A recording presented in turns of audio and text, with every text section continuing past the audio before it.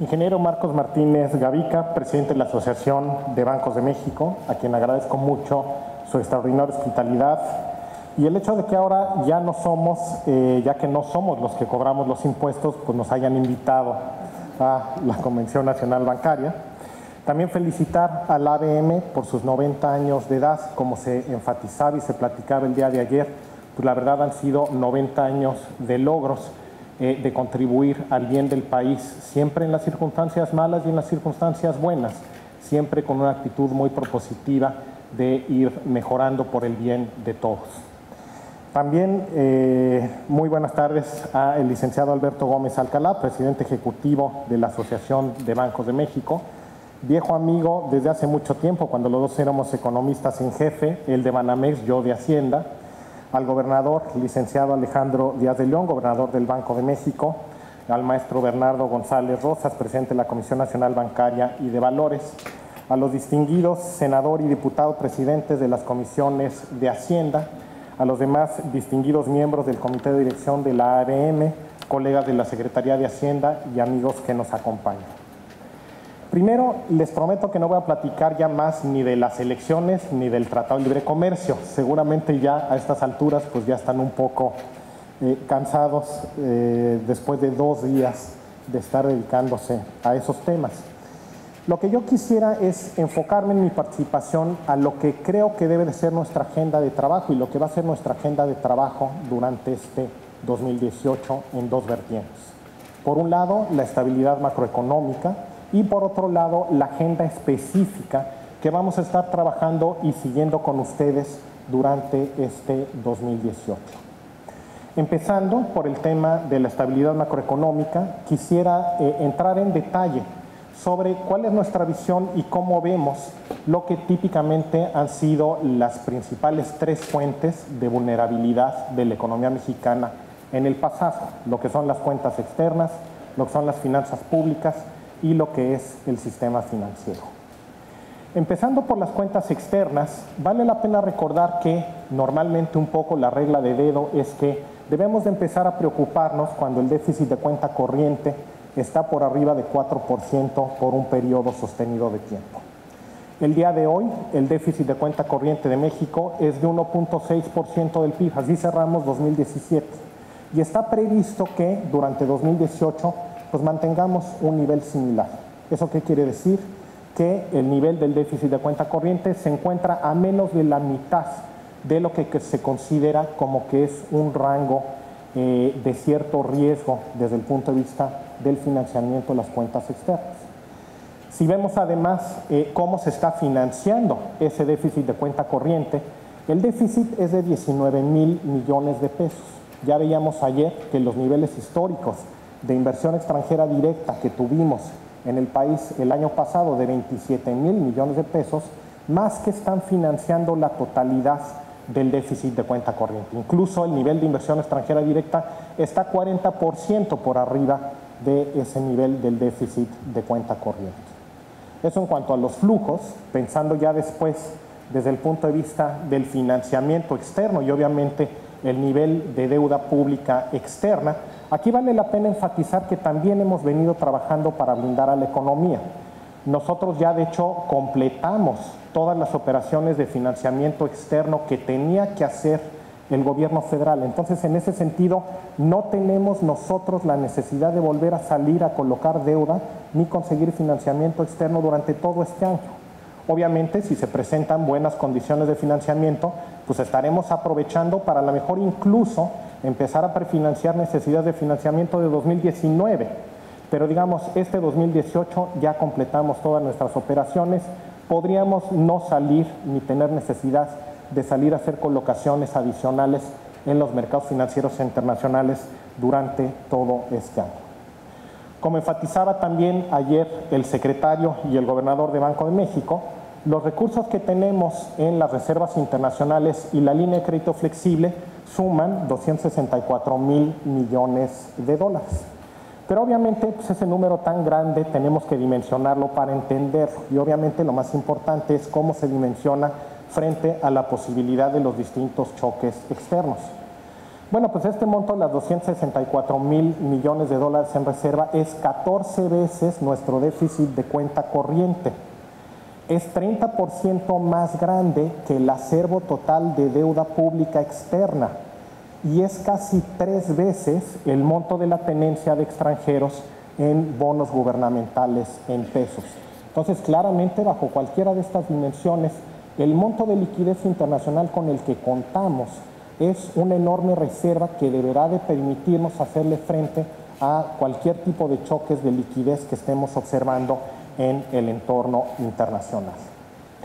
Pasando a las finanzas públicas, aquí vale la pena recordar que en el contexto de la gran crisis financiera internacional, pues todos los países tuvieron incrementos en los niveles de deuda a Producto Interno Bruto como resultado de políticas contracíclicas o del deterioro en su actividad económica. Esa no fue la excepción en México. En México también tuvimos un incremento en el endeudamiento público. Pero la gran diferencia, como hemos enfatizado desde el día de ayer, es que México es de los primeros países que logran contener ese nivel de endeudamiento e incluso revertirlo. Mientras que, por ejemplo, los Estados Unidos alcanzan niveles de endeudamiento público de 100% del PIB más lo que se acumule hacia adelante, en México detuvimos la tendencia a la alza del endeudamiento público por debajo de 50% en 2016. Específicamente, la deuda pública alcanzó un máximo de 49% en 2016 y ya después, en 2017 y 2018, regresamos a un superávit primario y el saldo de deuda pública Producto Interno Bruto, como ustedes vieron, bajó a 46% al cierre de 2017 y bajo condiciones normales, este 2018 deberá estar bajando a niveles de entre 44 y 45% del PIB. Entonces estamos teniendo una reversión muy importante desde el punto de vista del endeudamiento público, siendo uno de los primeros países del mundo que están empezando y consolidando sus finanzas públicas y su nivel de endeudamiento. Pasando un poco a ver cuáles podrían ser los distintos choques que afectaran a las finanzas públicas. Desde el punto de vista de los precios del petróleo, como ustedes saben, pues contratamos una cobertura de petróleo para este año que nos asegura que vamos a estar recibiendo ingresos petroleros por un monto equivalente a como si viéramos un precio de $48 por barril, pase lo que pase en el entorno internacional. Entonces, los ingresos petroleros están asegurados por nuestra cobertura.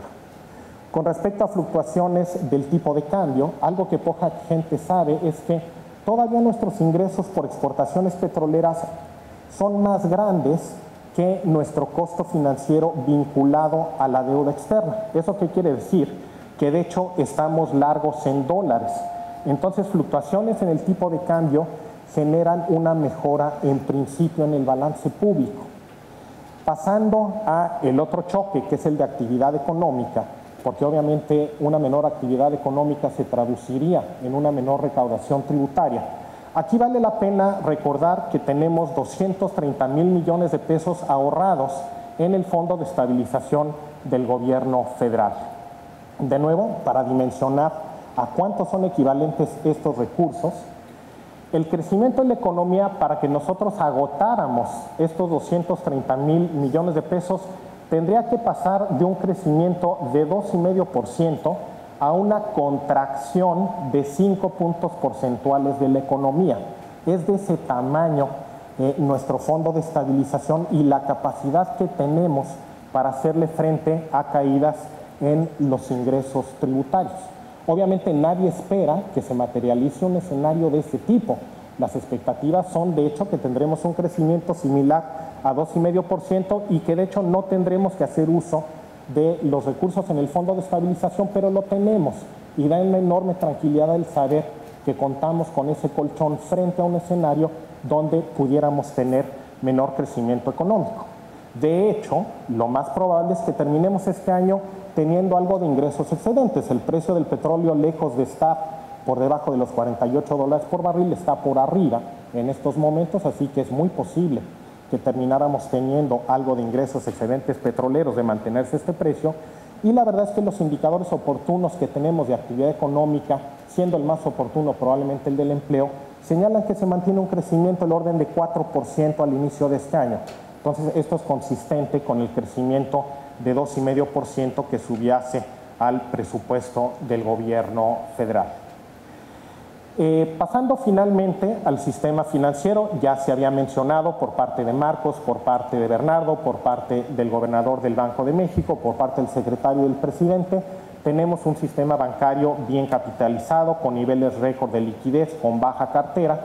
Simplemente para enfatizar que de manera complementaria a todos estos indicadores, nosotros realizamos, las autoridades financieras junto con ustedes, con el sistema bancario, regularmente hacemos pruebas de estrés para simular qué sería lo que sucedería con el sistema bancario en caso de que se presentaran escenarios muy adversos.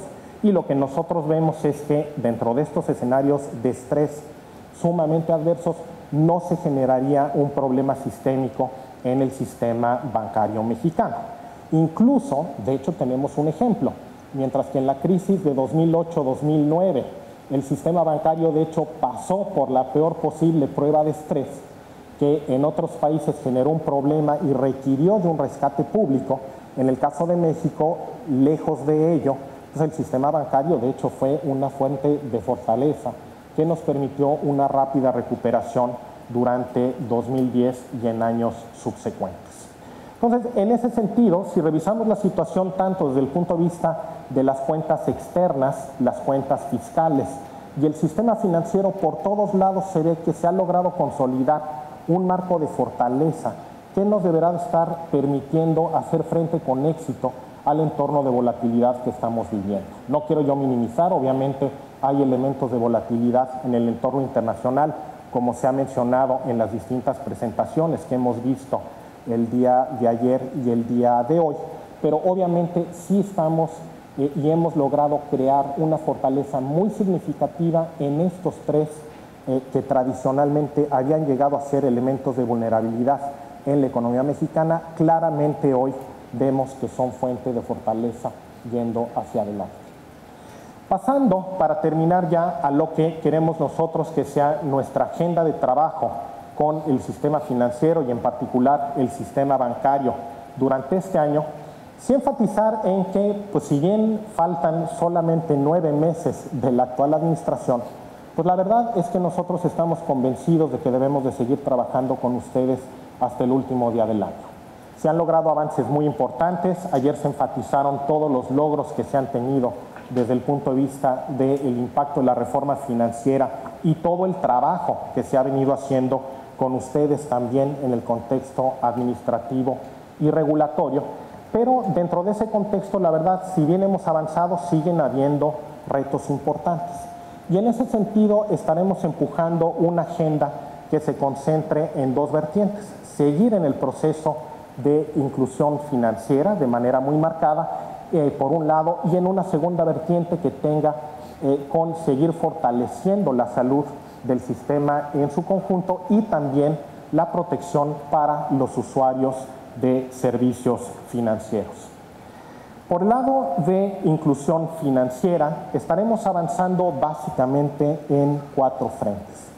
Primero, vamos a seguir con el proceso de bancarización plena en que hemos venido trabajando y donde Bansefi ha jugado un papel muy importante, y aquí tenemos al director general. Es notable que durante los últimos años, de 2014 a 2017, hemos logrado que Bansefi incluya a 2 millones de beneficiarios, 2 millones de familias de beneficiarios de Prospera dentro del sistema financiero, no solamente para la entrega de los beneficios que reciben, sino también para introducirlos en programas de educación financiera y que puedan empezar a tener acceso a servicios financieros como el crédito. Es el primer paso para muchos de estos hogares en la medida en que empiezan apenas a involucrarse con el sistema financiero formal de la economía.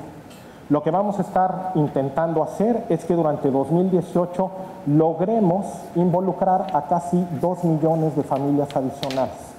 puede no sonar mucho, pero cerca de 4 millones de familias implica que estamos hablando de 16 millones de personas que por primera vez empiezan a estar involucradas con el sistema financiero formal de la economía. Entonces, es un paso muy importante que tenemos que seguir dando. Obviamente, la banca de desarrollo en ese sentido seguirá dando y expandiendo el crédito como lo ha venido haciendo.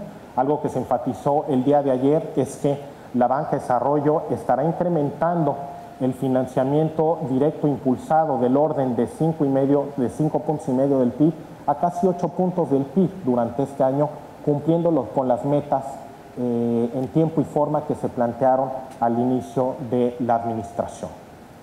Un segundo elemento en el que vamos a tener que trabajar es reconocer que obviamente pues, el cambio tecnológico está generando retos para todos, pero también está generando un potencial enorme para facilitar el acceso de la población en general a los servicios financieros.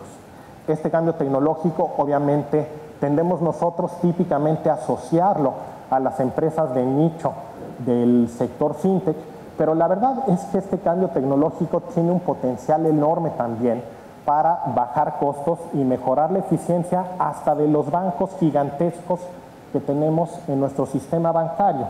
Y de ahí obviamente que el que nosotros avancemos en la regulación que se deriva de la ley fintech que se promulgó ayer en la noche por parte del presidente es muy importante para que podamos aprovechar este proceso de inclusión financiera. En ese sentido, tienen nuestro más firme compromiso.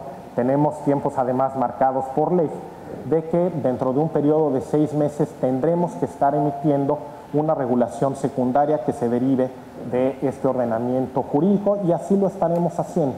Eso es algo que definitivamente vamos a estar cumpliendo antes de finales de la administración. Un tercer tema es el impulso a los medios de pago electrónicos, que es un tema que hemos venido platicando con la ABM. Nuestra percepción es que ahí tenemos que trabajar básicamente en 2 frentes. Por un lado, asegurar que los medios de pago sean seguros y en ese sentido se genere una confianza en la población sobre el uso del mismo. Y segundo, tenemos que seguir con un proceso de formalización de la economía y donde convenzamos a cada vez más una parte más grande de la población de que recibe unos beneficios muy importantes desde el punto de vista de acceso a la seguridad social, acceso al crédito, además de permitir bajar sus costos y aumentar la eficiencia. El cuarto rubro, ya anticipaba Marcos ayer en la noche, la labor que están realizando de manera conjunta distintas agrupaciones de intermediarios para mejorar la educación financiera de sus usuarios. En ese sentido, durante este 2018, nosotros vamos a seguir trabajando de la mano con todas las organizaciones de intermediarios financieros en la implementación de la Estrategia Nacional de Educación Financiera. Obviamente el objetivo es que todos los usuarios tengan una percepción correcta de los beneficios, los costos y los riesgos que tienen asociados los distintos instrumentos financieros y en ese sentido seguiremos trabajando en 4 vertientes. Por un lado, enfatizar la educación financiera desde edades tempranas, también reforzar con contenido de educación financiera los programas sociales y finalmente tomar ventaja de las innovaciones tecnológicas en materia de provisión de educación. Finalmente, para terminar, en cuanto a la agenda de regulación y seguridad, estaremos trabajando en 2 frentes. Por un lado, es claro que debemos de mantener la seguridad del sistema financiero con normas adecuadas que aseguren una adecuada operación de los bancos y una correcta gestión de riesgos, pero eso no quiere decir que las reglas deban de ser onerosas en su aplicación. En ese sentido, creemos que es posible lograr una regulación adecuada sin imponer cargas excesivas a las instituciones, por lo cual estaremos trabajando a lo largo del año con ustedes para ir avanzando una agenda de simplificación regulatoria. Por último, creemos nosotros también que la prevención de riesgos en el sistema bancario no solo debe de hacerse desde el punto de vista macroeconómico y sistémico, tenemos nosotros también que asegurar tener las herramientas adecuadas para garantizar la seguridad particular de los usuarios. En ese sentido, estaremos trabajando también con la ABM para fortalecer todas las herramientas y mecanismos con que cuentan para autentificar a sus usuarios. Y de esta manera podamos bajar cualquier tipo de fraude financiero, combatir de manera decidida el robo de identidad y eliminar cualquier avenida existente para el lavado de dinero. Entonces, en ese sentido, estas son áreas en las que estaremos trabajando de manera muy cercana con la Asociación de Bancos de México. Ya a manera de conclusión, como ustedes ven, pues tenemos una agenda completa para todo el año. Hemos estado trabajando para asegurar que contemos con las fortalezas necesarias para hacer frente a los distintos riesgos y a la incertidumbre a la cual está sujeta la economía mexicana. Hemos identificado una serie de prioridades importantes en las cuales estaremos trabajando autoridades financieras junto con los intermediarios financieros y en particular con el sistema bancario mexicano para mejorar el acceso a los servicios bancarios bajo condiciones de seguridad tanto sistémica como personal. Y en ese sentido, simplemente terminar con que cuentan con nuestro compromiso para estar trabajando con ustedes durante todo lo que queda de esta administración con la misma fuerza y determinación con lo que se ha venido trabajando los 5 años previos. En ese sentido, pues, tienen un compromiso de todos los que estamos aquí presentes, con el objetivo de lograr un sistema financiero y bancario más profundo, más eficiente y en beneficio de todos los hogares mexicanos. Con eso, para terminar, les pediría si procedemos a la clausura. Y con este mensaje, siendo las 3:12 de la tarde del viernes 9 de marzo de 2018, doy por clausurada esta 80ª convención bancaria. Muchas gracias y muy buenas tardes a todos.